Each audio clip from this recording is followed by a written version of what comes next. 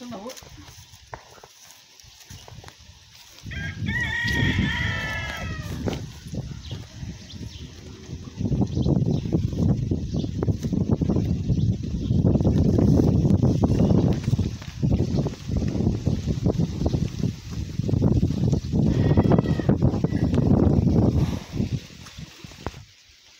ज्ञानोबा बाळाप्पा गरंडे, मुक्काम पोस्ट नंदेश्वर, तालुका मंगळवेढा, जिल्हा सोलापूर.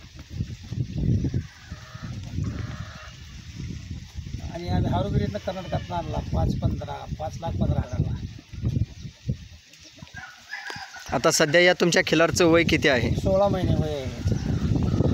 तुम्ही आता समोर आहे असं, हां माझ्याकडे तोंड करा, हां तसं धरून बैल दिसतो व्यवस्थित.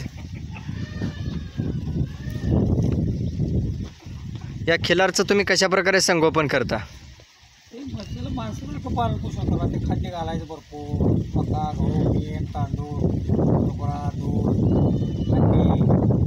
माणसासारखं याला केलं तर सांभाळ होतो, नाही होत नाही. सिद्धी कशी होत असं होत नाही. हा खिलार कोणत्या प्रकारात येतो तुमचा? हे आटपाडी खिलारमध्ये बसतो, मानदेशी खिलार. मानदेशी.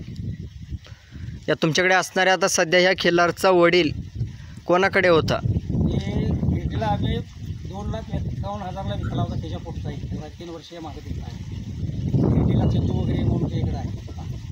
महाराष्ट्र कर्नाटक चॅम्पियन झाला होता. तो कोणत्या प्रकारात होता खिलार? तो असाच होता, शेम असा त्याच्यासारखा शेमच आहे. अशाच प्रकारे होता. जो आता आहे तसाच प्रकार आहे. तुमच्याकडून वर्षाकाठी किती खिलार तयार होतात वळूसाठी? तसे भरपूर होते आमच्याकडे. एक वर्षाकाठी अशी आम्ही 50-60 फूट विकतो अशी घेऊन. आता 13 फूट आहेत तरी आमच्या. सध्या तुमच्याकडे आता खिलारची टोटल संख्या किती आहे? 13 आहेत.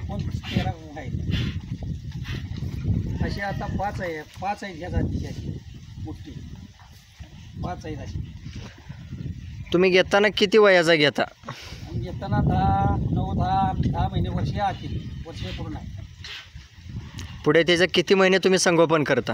पुन्हा 1 वर्ष सांभाळायचा, वर्षाने खायचा, वर्षानं. धन्यवाद मामा, तुम्ही माहिती दिल्याबद्दल.